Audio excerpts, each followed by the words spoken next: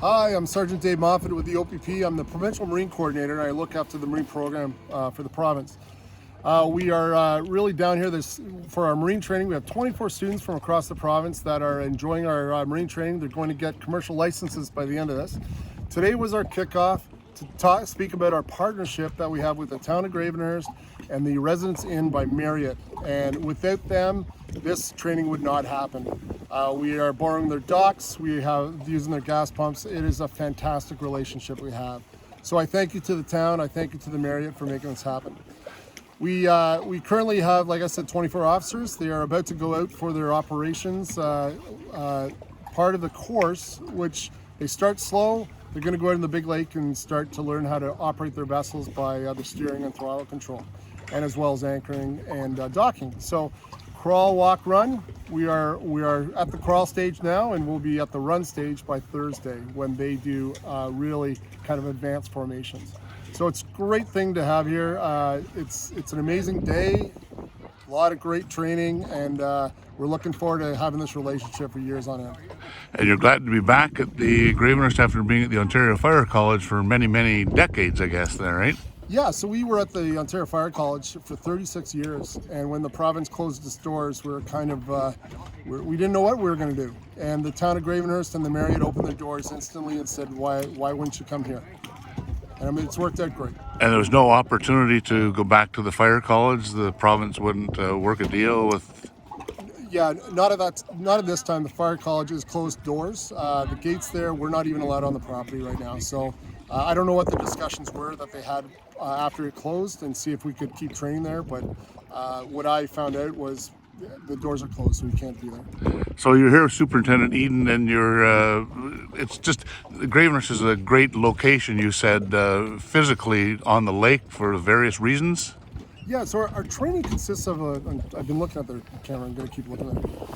Our training consists of a lot of aspects to become a good Marine officer, and one of the aspects is about navigation. Lake Muskoka has all the navigation hazards, all the navigation markers that we need to train these officers properly, so when they leave this area, they can go anywhere in the province and be a good boater. So what Lake Muskoka offers us here, all over the province is the same stuff. So if you're a good boater in Lake Muskoka, you'll be a good boater anywhere else. And so you started training this past Monday, and you got 2 weeks of it? Yeah, our course is actually 10 days long. It's Monday to Friday for 2 weeks. And then we have another course coming in the following 2 weeks at the end of May. But it is, like I said, it's a very busy course. Next Monday we do a night navigation where we're out all day on a navigation run, and then we're out all night on the navigation. We get back to the docks about 1 in the morning.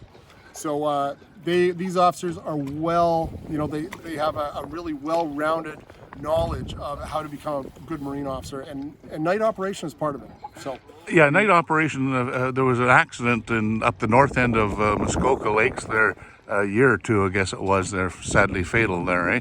And that's what the officers have to get out and get involved in those kind of night investigations. Well, that's right. Like our calls for service happen 24/7, so we can't pick and choose when we should go out in the boats. So this is why, after this course, they're very well scholared on all parts of all aspects of the job.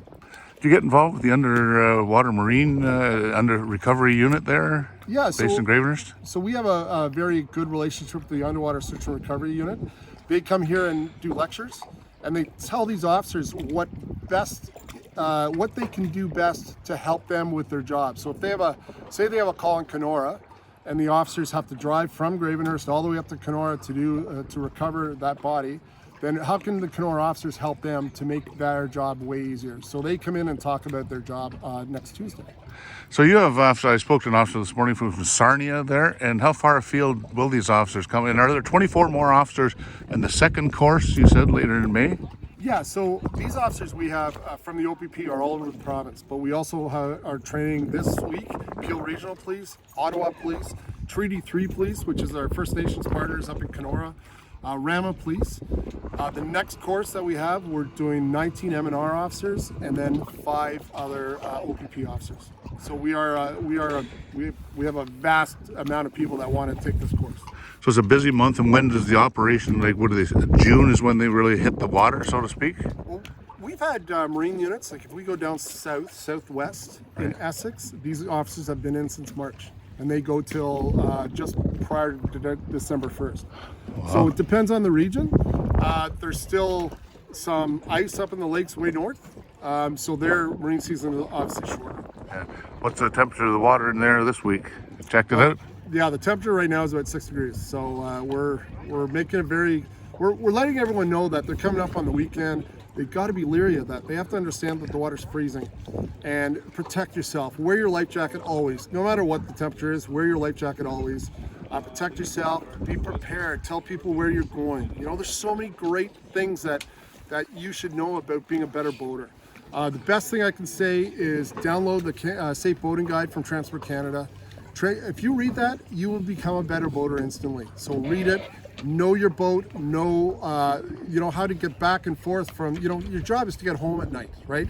Get home safely, no matter what the time. So make sure you read that book. It's fantastic. There's no reason to be fearful of the Marine officers when they approach your boat in the middle of the lake and they wave you down to come by for a check, or?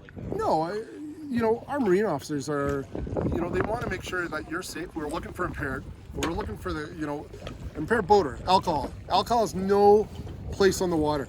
Okay? Please don't have alcohol on your boats. Make sure you're sober when you're driving the boat. Also equipment. It's important that you have equipment. Like, we're not just making this up. It's important you have a throw line. It's important you have a whistle. You know, these are things that you might not need now, but you maybe will need later. Okay, so these rules are there for a reason, and please abide by them. Is that most of the infractions that you find? Is it unsafe boating paraphernalia? So the or are there actual incidents where people do something crazy while driving? Yeah, so we have so many new boaters out there that they don't know how to operate their boat.